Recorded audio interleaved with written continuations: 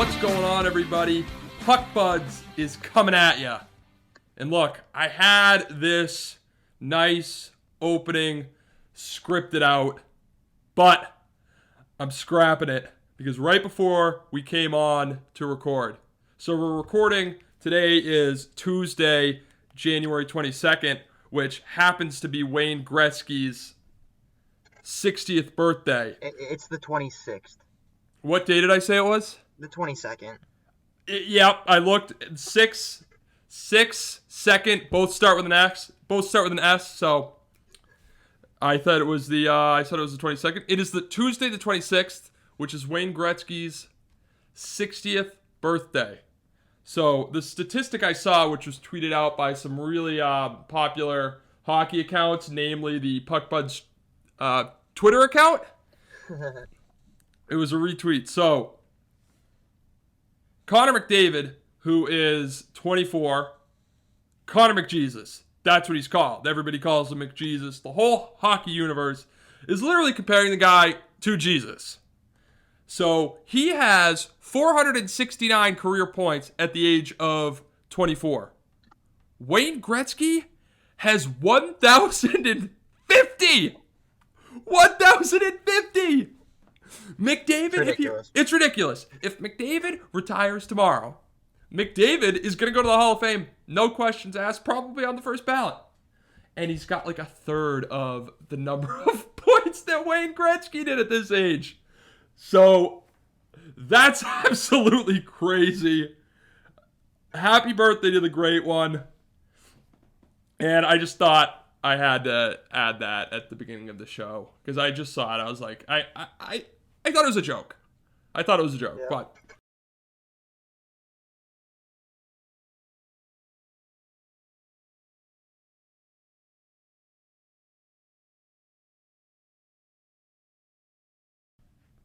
January 26th, we're just about at the 2-week point of the new season, and I think it's safe to say there's already been a fair share of fireworks, mostly talking about that earth-shattering trade, well, at least in the hockey world, between the Winnipeg Jets and the Columbus Blue Jackets, which we'll get to in a second. But first, we knew this season like pretty much everything in 2020, and let's be real, it may be 2021, but we're still not really over 2020. So we knew the season would be different, but 2 weeks in, like I said, I'm loving the season so far. I really am. Some of these matchups that we get to see over and over and over again, because obviously you only play the teams in your division.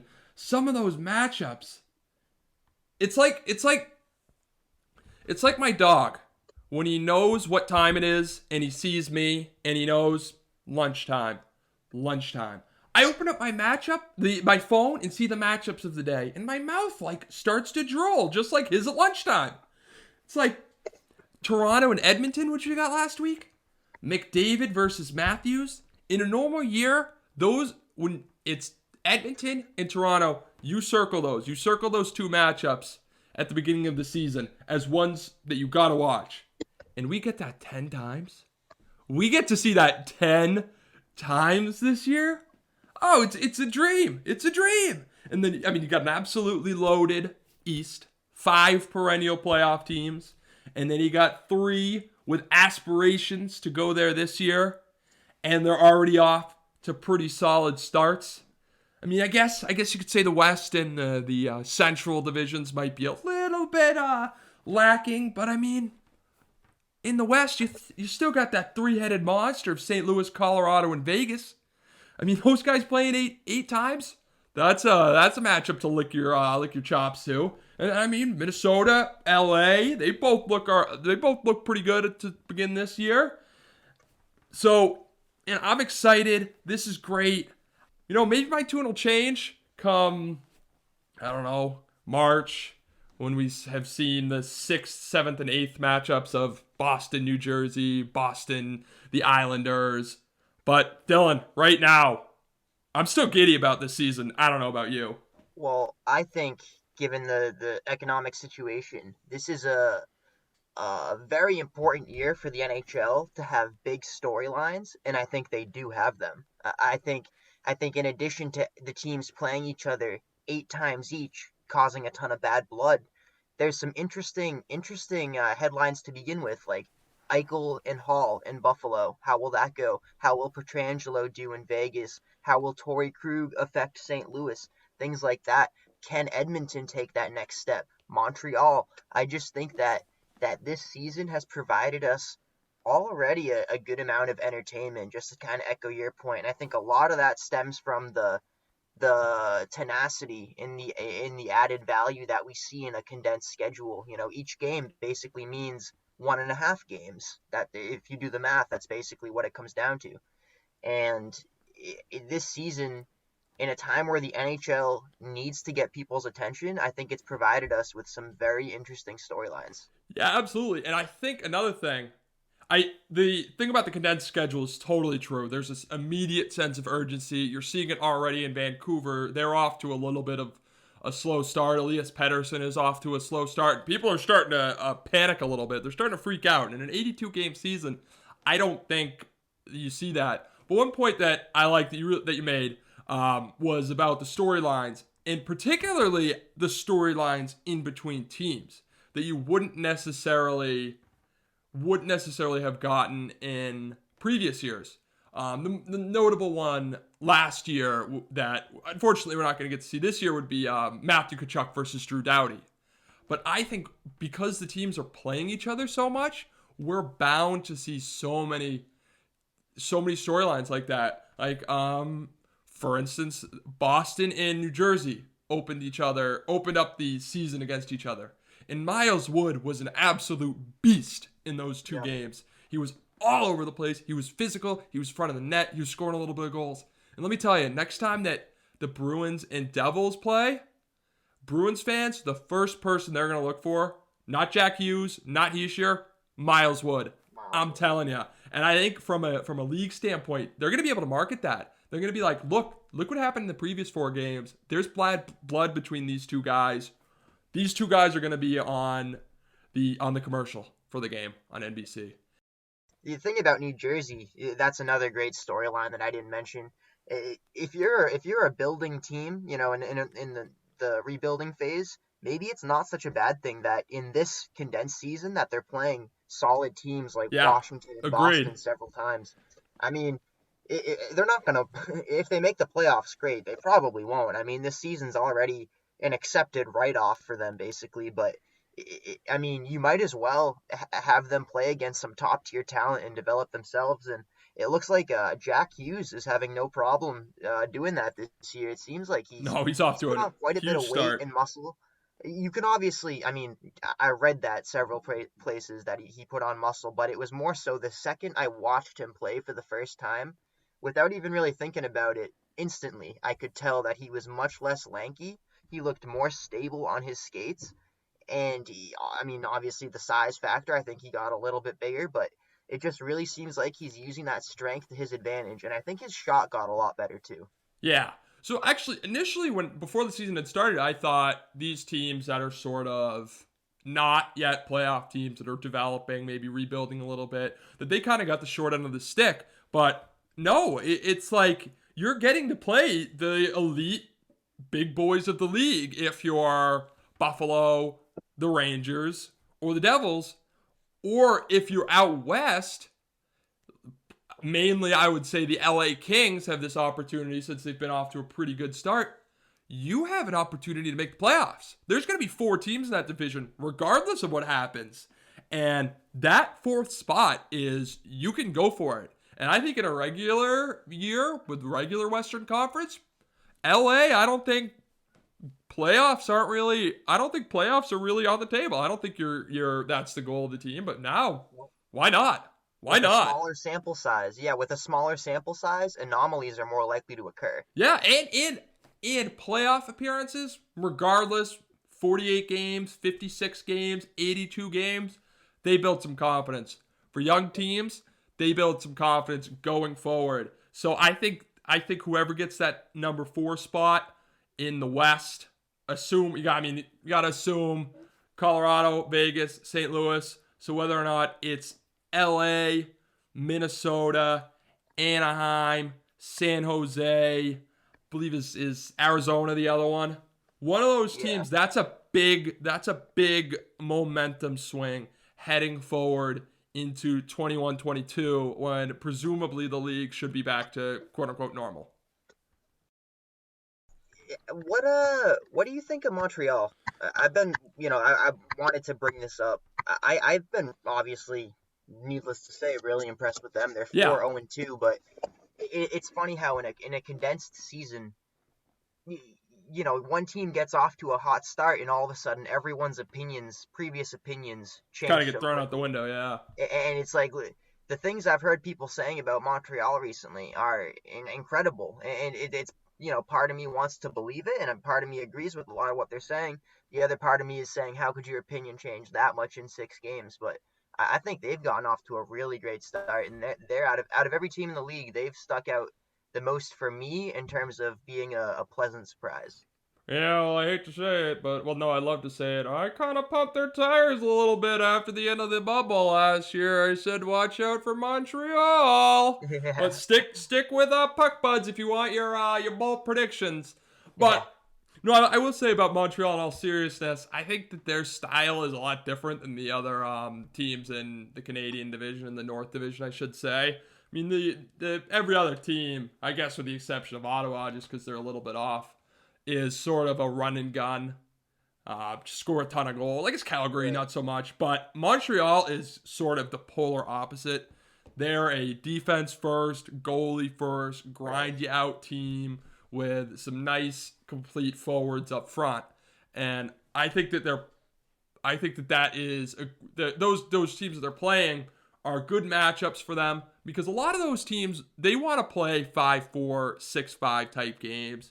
And Montreal's gonna have to be in a few of those just because that's the nature of who they're playing all the time. I mean, they had one against Vancouver, I think, last week or Yeah, they something. did. But for the most part, I think that the it's gonna favor them because I am always under the assumption that good defense will beat good offense the majority of the time. Me So too. I think Montreal.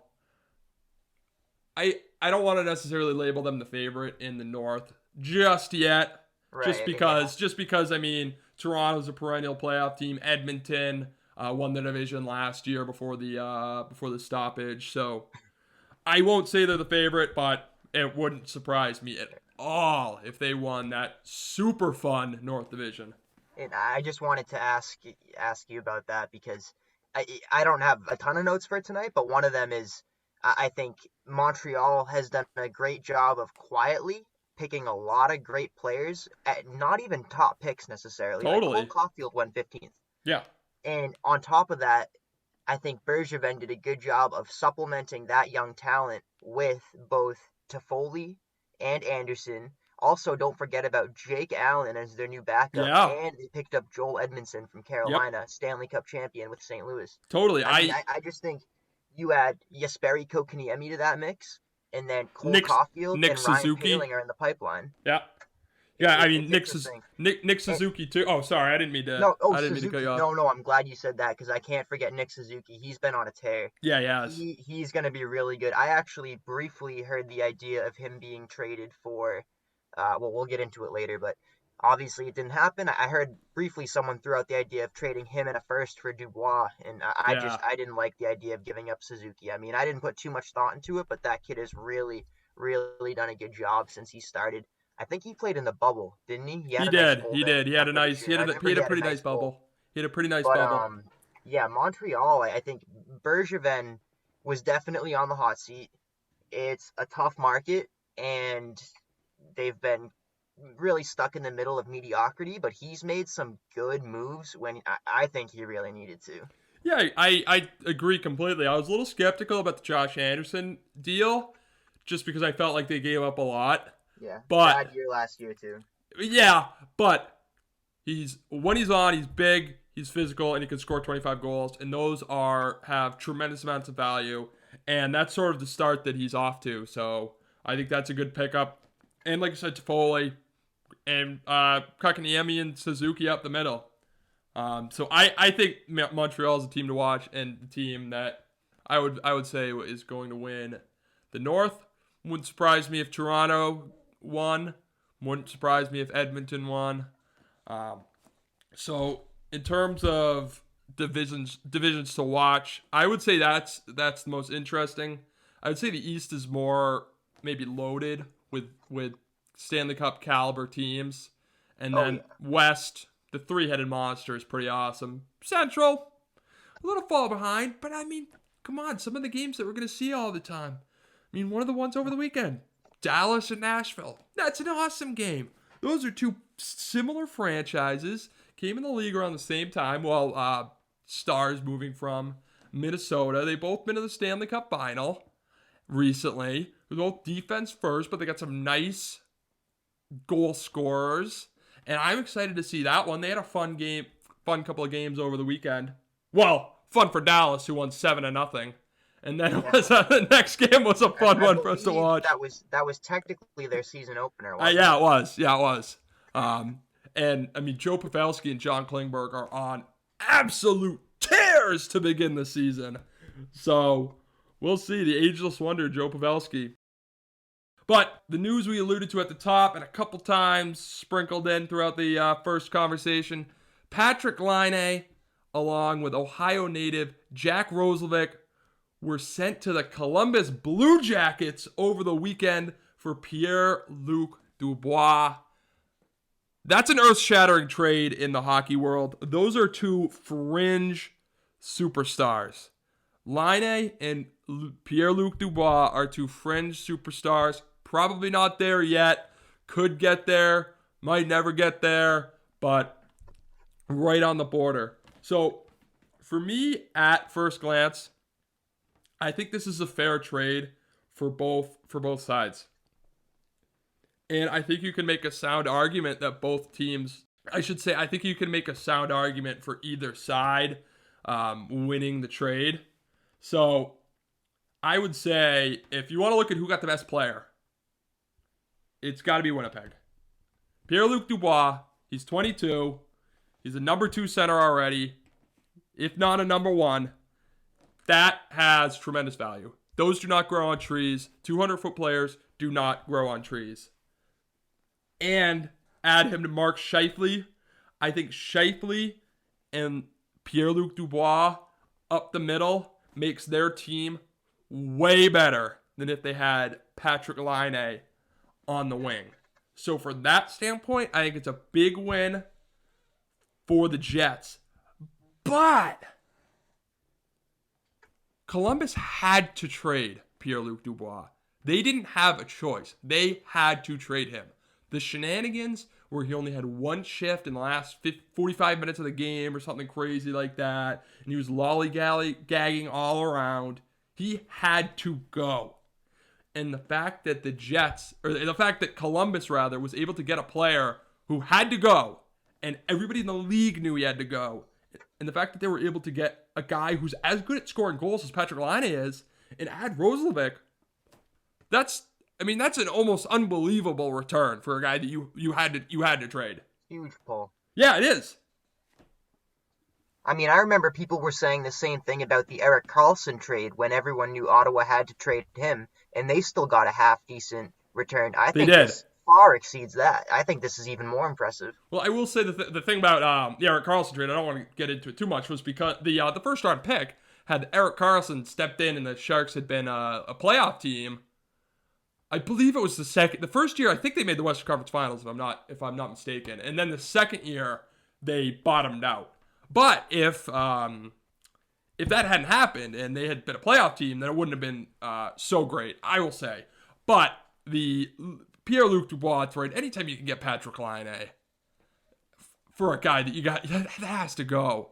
I mean, you got to be thanking your lucky stars. That's an unbelievable trade that they were able to pull off, getting Laine and Roslovic for a guy that was so disgruntled. I like Jarmo Kekalainen over in Columbus. I think, I mean, he hasn't created any super significant winning franchises, but he makes things really interesting over there. And he's not afraid to take a gamble. And I think, getting Patrik Laine, really, in a sense, it's a gamble because he is a gamble. But yes, the return here, like you said, to get Patrik Laine, a guy who absolutely has the potential to become a 50-goal scorer in this league when everybody knew that you were forced to make a trade and your hands were completely tied. That is very impressive work by Jarmo Kekalainen. Yeah, it is. And I think some people might say, well, the Jets and Patrik Laine were a toxic marriage from the beginning. And yeah, that's true. But they definitely didn't have to trade him this year. He's going to be a free agent after this season. And with him in the lineup, they have a chance to be in the top 4 in the North. No doubt about it. They could have made it. But they took a very good player and Pierre-Luc Dubois, and it cost him a guy who you knew he wasn't playing in Winnipeg much longer. Whether or not it was at the end of the offseason. I mean, it would have been the end of the offseason. I can't think of any way they would have re-signed him. So the fact they were able to get him, and Luc Dubois is not a rental. He's got another 2 years on the deal. So to trade Laine, who is a rental and who has problems in the locker room, the players have problems with him. He has problems with the players and ownership. I think both GMs, both of them need to pop the champagne because I think they did I think they both did fantastic. I agree. With the hands that they were dealt. I'm somebody who I would rather pick a side, and I instead of being neutral on any agreement, I'd rather identify one clear side that I support. But this is one of those situations where I think you got to chalk it up as a win-win. And one of the interesting opinions I heard that I thought made a lot of sense was in terms of what's being exchanged, depending on who you are and what your philosophy is on the game, they basically cancel out for the most part. The thing is, I've heard the argument that the pieces fit a little bit better in Winnipeg because they have that extra depth down the middle. Laine is just, I mean, he's a winger. That's not quite as significant as a center, but you mentioned briefly that center depth in Winnipeg, and for some people, they've been saying if they had to pick a winner, not that it really matters, but if they absolutely had to, they would lean towards Winnipeg just because of that added center depth. Agreed, and I think that's why I would give it to Winnipeg. I think Winnipeg became a better team after the trade, and I'm not necessarily sure that Columbus did. So there's two really interesting questions that I'm looking forward to have answered. The first is how does Laine fit with Tortorella? Because Tortorella is a hard-nosed coach. His teams are notorious for playing as physical, as tough, and as defensively minded as possible. Obviously, that's not Patrik Laine's game. At least it hasn't been his game in the 4 years that he's been in the league. So is he going to stick out like a sore thumb? Or is he going to be able to adapt? And the second question, if he's able to adapt and fit in Tort's system, is how good is this guy going to be? Because Patrik Laine is an elite shooter, he's an elite scorer, and he's pretty elite in the offensive zone. But the neutral ice and his own end are a little lackluster. So if he can pick that up, is he a top 15, top 10 player in the league potentially? And if the Jackets are able to retain him, do they win this trade running away? Because guys that can score 50 goals, they don't grow on trees. Right. Laine is one of, I don't know, 5 guys in the league that can do it. I guess I'll go Matthews, Ovechkin, Pasternak. Pure goal scorer? Is Laine 4? I don't know. That's a debate for a different day, but I think to answer your hypothetical question, if Laine does quote unquote adapt and they're able to sign him long term, yes, I do think it could potentially be a landslide win for Columbus. Don't get me wrong, I kind of don't think he will sign in Columbus. I just kind of don't. And just because players sort of go in and out of Columbus. It seems like players, superstars particularly, kind of go in and out of Columbus for whatever reason. And I had that same question mark about the Tortorella relationship, but that all remains to be seen. But yes, if he does adapt and change his game, I think this could be a huge pull for Columbus because he's already the most exciting player they've had in probably since Rick Nash left. Well, Panarin, but Oh, that's yeah, right. They did have Panarin. I It's was a little different when everyone yeah knows he yeah. doesn't want to be there, though. That's a good point. But that is true. You do have me there, but Seth Jones too. But I love the flair that Patrik Laine brings to a team that typically doesn't have that much flair. And also, I think if his defense, if he can just get it to cancel out, then he is going to be one of those top 10, 15 players in the game Yeah. potentially, I think. Even because he's not going to be quote unquote good at defense, but if he can get it to cancel out, and if he can get it to the point where people can at least look past it, then his goal scoring ability is going to allow him to slide into that really top tier of guys in the league. Yeah, I don't think anybody's saying he's going to be a complete 200-foot player, but on the Oh sort of the God, no. on sort of the opposite end of the spectrum, what if he can adapt it towards the system? What if he simply is what he is? And could that be a toxic marriage right away? I I think possibly. So it's the word everybody is saying about this trade is interesting. It's interesting, and that's because it kind of seems like a cliche, but I'll use a synonym. It'll be really intriguing to sort of see how this plays out. I think Pierre-Luc Dubois will step into Winnipeg and be fine, dandy. Something happened there. I think that's obvious. We just don't know. But I'll want to see Laine. I want to see what happens with Laine in Columbus more than Luc Dubois and Yeah, to in me, it's Winnipeg. almost like they traded lottery tickets. Yeah, They that's a have good they point. have two guys who we don't really know what's going to happen with them. We think we can probably gauge what kind of a player they're going to be, but it's two teams taking a chance on quote unquote, as you said, interesting players. Yeah, no doubt about it. All right.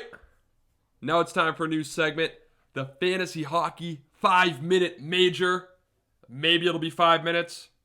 I don't know. We could also call this 3 up, 3 down, but 5-Minute Major sounds cooler. So, I love playing fantasy hockey. So, each episode, I'll give you 3 guys trending up and 3 guys trending down. It's important to note these guys are ranked strictly based on goals, assists, and power play points. I know ESPN changed their standard formatting to include blocks, shots, hits, but to me that seems like it's a lot of discretion on the scorers in each arena to sort of determine that. So I'm just leaving it to goals, assists, and power play points. So let's get into it. First guy trending up, Nikolai Ehlers. So a lot of fantasy success is obviously dictated by who you play with. This is certainly true for Ehlers over the past couple of years. Don't have to tell you that Winnipeg is one of the most high-flying teams and best power plays in the entire league, which obviously gives Ehlers a tremendous amount of value. But through the first 2 weeks, this guy's been unreal.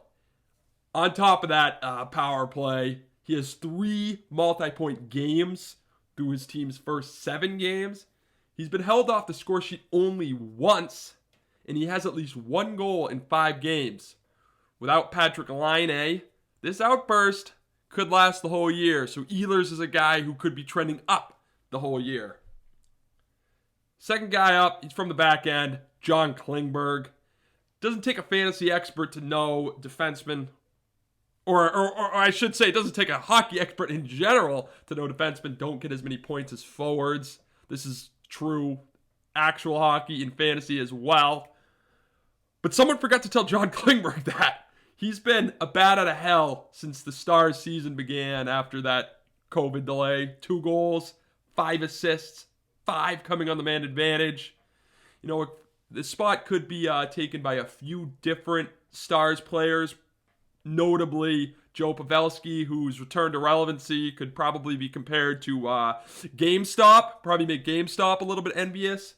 But Klingberg gets the nod simply because, you know, he's a defenseman.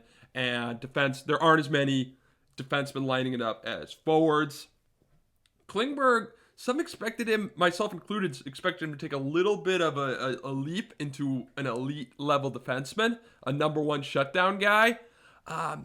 So that obviously hasn't happened. Still could, but with the emergence of Miro Heiskanen locking down the D, Klingberg could be, a lot of his focus could be strictly offensive, which means he could be in for a big year. Mind you, the guy had 67 points in 2017-2018. So, final guy going up, Nicholas Backstrom. He's far from a sexy pick, so he probably fell in your draft. He fell in mine. But the guy is the epitome of consistency. His floor is higher than pretty much anyone in the league outside of the quote-unquote elite category of players. You can know who falls into that. And seventh all-time, or seventh among active players in points per game. So that's what I'm talking about. His floor being higher than most people. He's never finished below 70 points in a season where he played all 82 games. And this year he's off to an incredible start. 10 points in 8 games, and he's really helping keep the Caps afloat despite the absence of the team's 4 Russian players who are obviously out due to COVID protocols. 4 power play assists is a pretty nice touch too. The question, of course, is going to be whether or not the production can continue with Ovi back in the lineup. But it's not. Even if it doesn't, the drop off won't be that dramatic. So Backstrom trending in the right direction. All right, now let's get to the negatives. Guys trending down, big names we had tremendous expectations for, but so far through the first 2 weeks haven't really lived up to the billing. First one's fairly obvious, Evgeny Malkin. Most people know when Crosby is out of the lineup, Malkin is elite. He's elite when Crosby is in the lineup, but when Crosby's out, happens fairly often, like last year, Malkin is a top 10 fantasy player. And again, 2019-20, he was. But this year, he's been very slow. 3 points in 8 games for a guy who has averaged more than a point per game in his entire career and had 74 and 55 last year is not encouraging. And only one of those, which was a power play goal, came with a man advantage. Obviously, Penguins are off to a little bit of a slow start. And while Malkin definitely shouldn't take the lion's share of the blame, he is a bit of a microcosm of what's going on in Pittsburgh. So the second down, a guy I really like, Mika Zibanejad. Some were skeptical about Zibanejad heading into this season, while others were really high after, frankly, what was an MVP caliber season a year ago. And right now, the skeptics are looking more right than those that were in favor of Zibanejad. 2 points in 7 games. That's a major setback for a guy who had 41 goals in 57 games before the pause last year. There should be a little bit more concern for Zibanejad, since for most of his career he played around the 50-point mark versus the 70 to 75-point mark. He certainly is and will continue to be a great player on the ice, but that's not going to get it done in the fantasy world. Not for someone that was gone in most leagues between rounds 3 and 5, especially since he was being drafted before the Anze Kopitars, Patrice Bergerons, and Alex Barkovs of the world. So finally, rounding out the downs is the defending Norris Trophy winner Roman Josi. Josi kind of broke the mold a year ago for successful D-men, which is explosive offensive teams with lethal power plays. Nashville is neither and was neither, but it didn't really stop Josi from finishing in the top 10 among D-men. But the team around him is starting to catch up a little bit. Just 2 points in 7 games, with none coming on the power play. It's got to be a little bit disappointing to people that drafted him, especially since he was going before the Victor Hedman, Cale Makar, and Quinn Hughes. Yosi's never going to fall into fantasy obsoletes. He's never going to be a guy that you put on the waivers. But a top 10 season looks a little bit in jeopardy. Well, that's it for the Fantasy Hockey 5-Minute Major. How long was that? Let me just check my watch. Maybe we'll switch it to 3 up, 3 down next episode. But there you have it. 3 guys going up, 3 guys trending down in the fantasy hockey world.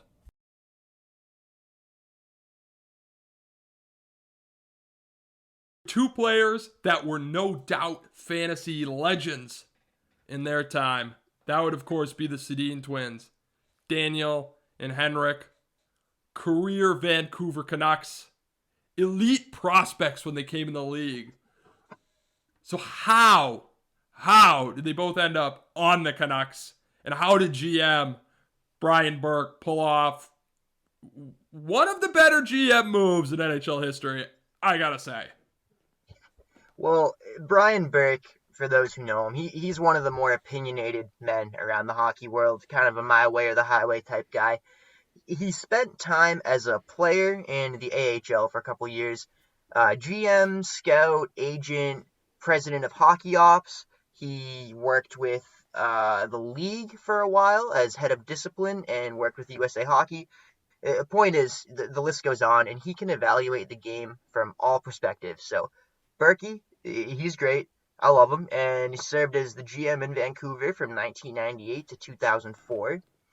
The Canucks finished the 1999 season with the third worst record in the NHL, and that wasn't really his fault. That was the team he inherited. But that's when Burke really rolled up the sleeves, and he swore to himself and every single person in Canucks management that the 1999 draft would be unlike any other.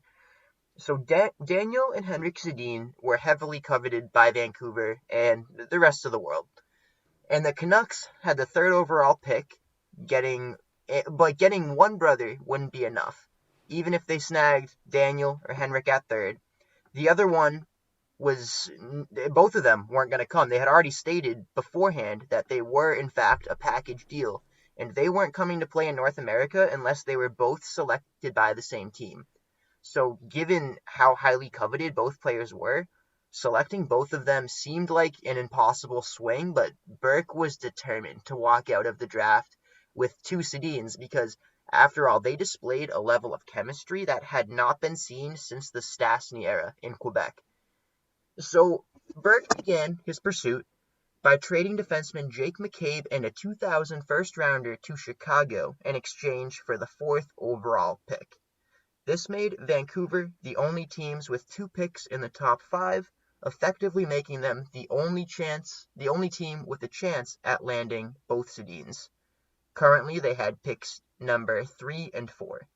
These negotiations started not long after Burke saw the Twins play at the IIHF World Championships in Norway, where he witnessed their chemistry for the first time. He then flipped the newly acquired 4th overall pick, along with 2 third-rounders, in exchange for the 1st overall pick. The deal was made with the Tampa Bay Lightning, who took more of a quantity over quality approach at that year's draft. So as it stands now, Burke currently has 1st and 3rd overall.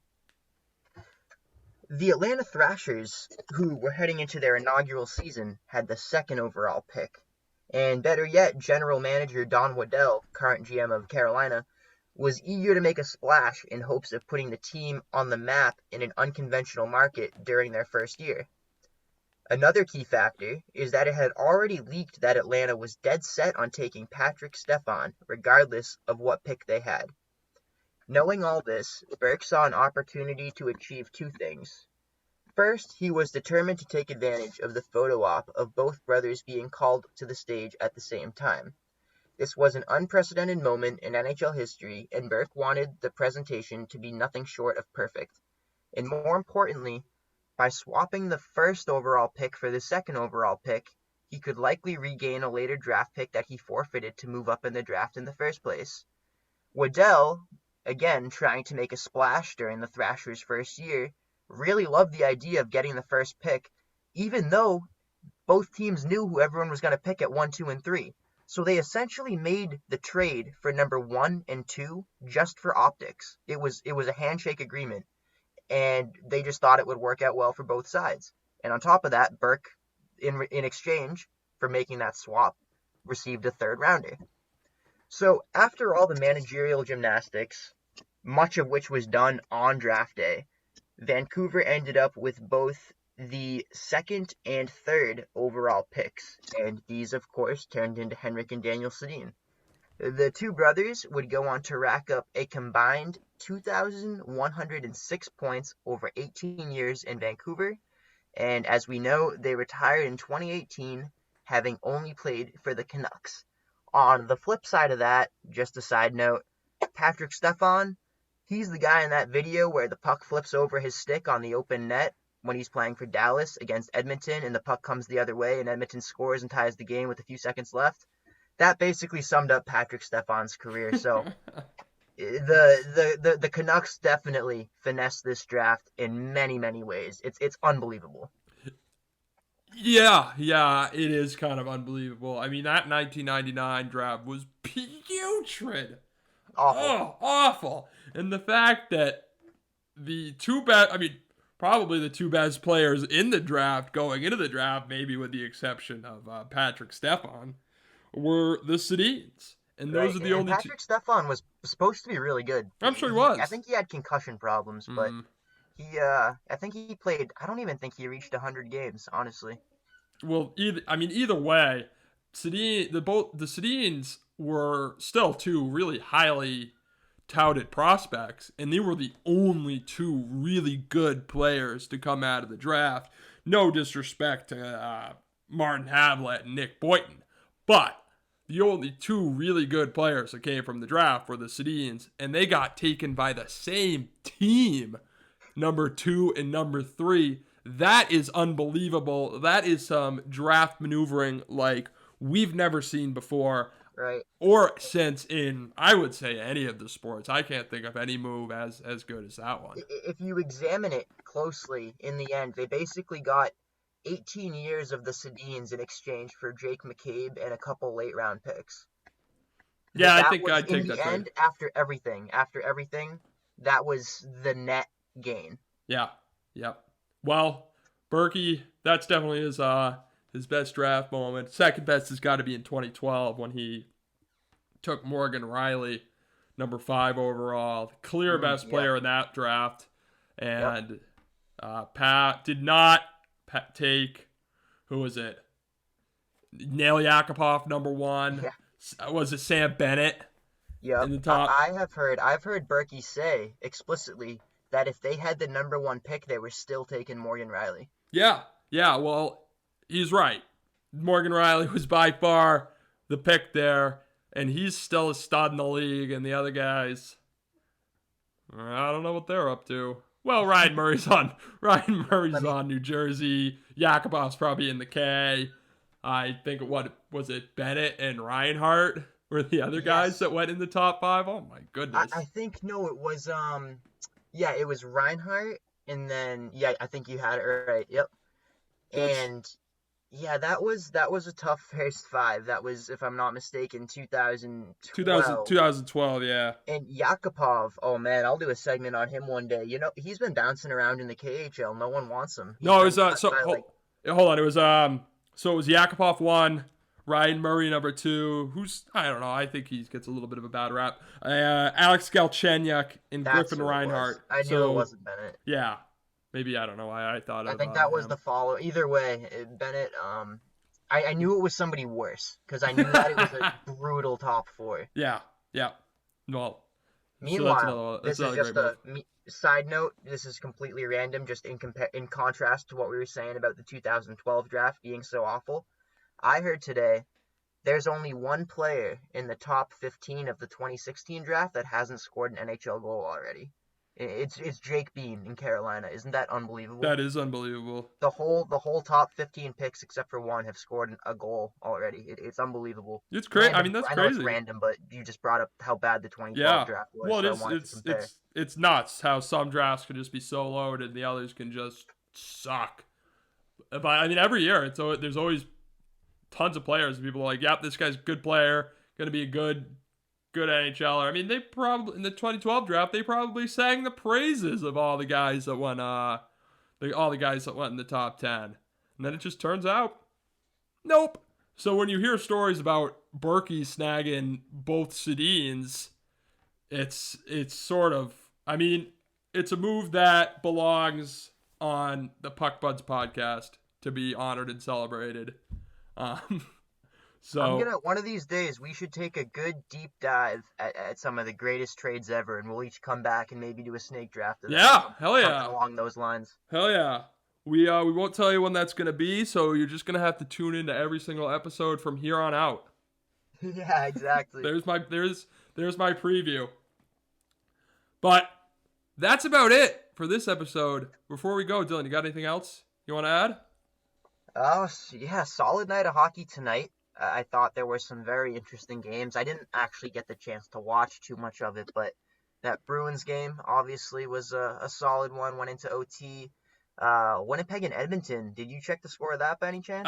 It's 6-4. We got That's 10 crazy. Goals. It ended 6-4. 6-4 Winnipeg. 5-2 Winnipeg Jets. Yep. So they might be competing with Montreal for that top spot in the North. Yep. Throwing Toronto in there.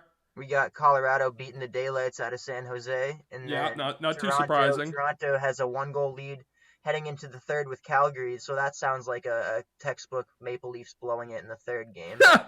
We'll see. I mean, it does. Like I sent out a Snapchat the other night. 5-2. I sent out a Snapchat Maple the other Leafs. night. I think I sent it to you, but it was a picture of the Maple Leafs score. It was like 4 minutes left, up by 1 goal on the penalty kill, and I took a picture of it, and I'm just like, this already spells disaster. What ended up happening?